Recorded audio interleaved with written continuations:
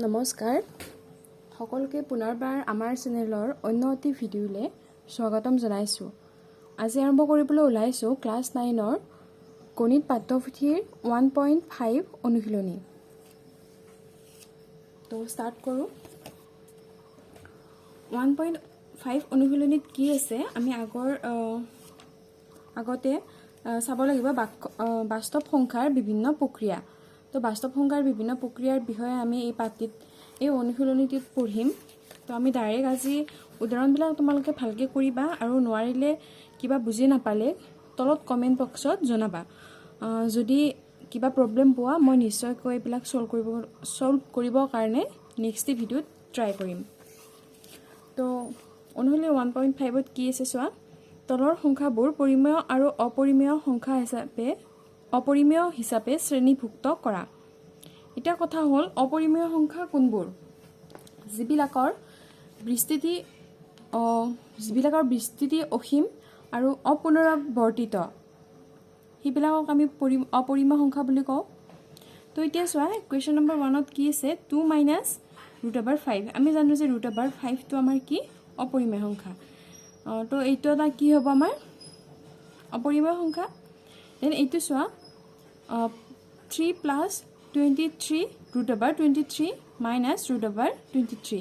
এতিয়া চোৱা নেক্সট লাইনত ব্ৰেকেটটো উঠাই দিয়াৰ পিছত √23 আৰু -√23 কেঞ্চেল যাব। তো কি থাকি যাব 3, যিটো এটা পৰিমেয় সংখ্যা, অৰ্থাৎ এইটো কি হ'ব পৰিমেয় সংখ্যা। নেক্সটটো কি আছে মই এইকেইটা মুখেৰে কৈ দিছোঁ, এইখিনি জাষ্ট একো নায়েই বাৰু, সেইকাৰণে কৰিব পাৰে কাৰণে কৰি দিছোঁ, তোমালোকে চাই যাবা ভালকৈ। নেক্সটটো কি আছে 2/7/7 এতিয়া চোৱা ওপৰত √7 এটাও ইনটু হৈ আছে, তলতো √7 এটা 7ৰ লগত ইনটু হৈ আছে। গতিকে এই √7 কেঞ্চেল যাব, কিমান থাকিব 2/7, যিটো এটা পৰিমেয় সংখ্যা। এতিয়া কুৱেশ্যন নম্বৰ 4টো চাওঁ 1/√2। এইটো দেখা দেখি এটা অপৰিমেয় সংখ্যা। আৰু 5 নম্বৰটো কি আছে 2π। পাইটো এটা যিহেতু অপৰিমেয় সংখ্যা, 2ৰ লগত পূৰণ হৈ থাকিলেও সেইটো এটা অপৰিমেয় সংখ্যাই হ'ব। ঠিক আছে, এইখিনি বুজি পালা বুলি মই ভাবি লৈছোঁ। এতিয়া আৰম্ভ কৰিছোঁ কুৱেশ্যন নম্বৰ 2। কুৱেশ্যন নম্বৰ 2ত কি আছে তলৰ প্ৰতিটো ৰাশি সৰল কৰা। 1 নম্বৰত আছে 3 + √3 × 2 + √2। মই কৰি দিছোঁ, তোমালোকে চাই যাবা ভালকৈ।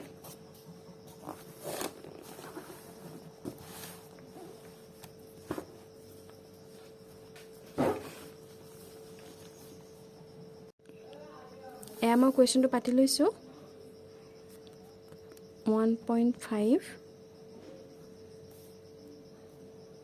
টো 1 নম্বৰ কি আছে 3 + √3 × 2 + √2।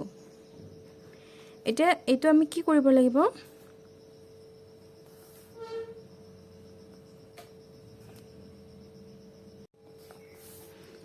এতিয়া ইয়াতে আমি বিতৰণ বিধিটো প্ৰয়োগ কৰিম।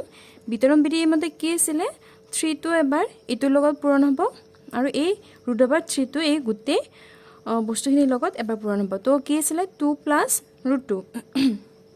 ইয়াত যিহেতু প্লাছ আছে সেইবাবে আমি ইয়াত আকৌ প্লাছ দিম √3টো পাতিলোঁ আৰু বিতৰণ বিধিটো মোৰ ভুলকৈ পতা গৈছে 2 + √3 পাতিছোঁ, হ'ব লাগিছিলে 3 × 2 + √2 প্লাছ ইয়াতে যিহেতু দুটাতে আছে সেইকাৰণে আমি এটা দিম আৰু এইটো দুটা কি হৈছে প্ৰথম শাৰীখিনিৰ প্ৰথম দফাটোত ভুল হৈছে। তো এনসাৰটো হ'ব লাগিছিলে 6 + 3 √2 প্লাছ 2 √3 প্লাছ √6। তোমালোকে বুজি ল'বা বুলি বিশ্বাস আছে। মই আগতীয়াকৈ লিখিও দিছোঁ, তোমালোকে চাই ল'বা ভালকৈ। তো এনসাৰটো অকণমান কাৰেক্ট কৰি ল'বা দেই। নেক্সট 2 নম্বৰটো কি আছে 3 + √3 × 3 - √3। এইটো কি সূত্ৰত পৰিছে a² - b²। তো এই a² - b² সূত্ৰটো কি আছিলে a + b × a - b। তো এইটো সূত্ৰত পাতি দিম, এইটো ফৰ্মত আছে আমি এইটো ফৰ্মত পাতি দিম। তো কি হ'ব 3² মাইনাছ মাইনাছটো সূত্ৰৰ পৰা আহিলে আৰু বিৰ জাগাত কি হ'ব √3 হোল স্কয়াৰ 9 মাইনাছ এইটো যদি কৰি দিও কেনেকৈ হ'ব 3 হাফ ইনটু 2 হাফটো কিহৰ কাৰণে 2 তো বাৰু এইটো 2 হাফটো এই √ৰ কাৰণে √ৰ যেতে উঠাই দিম আমি হাফ এটা আহি যাব খাতত minus 3 is equal to 6 answer is 2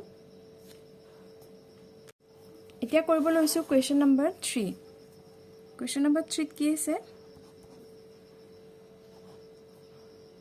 √5 plus √2 whole square মানে এটো কি সূত্ৰত আছে a plus b whole square a plus b whole square সূত্ৰটো কি আছিল a square plus twice ab plus b square তো হিমতে বাদ দিম a মানে 5 b মানে √2 সরি a মানে √5 b মানে √2 তো a square √5 square plus twice ab 2 তো আহিলে a এর জায়গা √5 2 এর জায়গা √2 plus b square √2 whole square কিমান থাকিলে 5 plus 2 √10 plus 2 তো এই দুটা আমাৰ এতিয়া যোগ হ'ব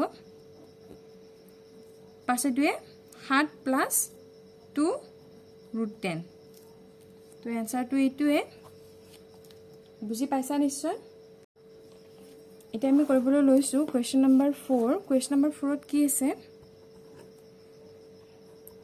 √5 minus √2 whole into √5 plus √2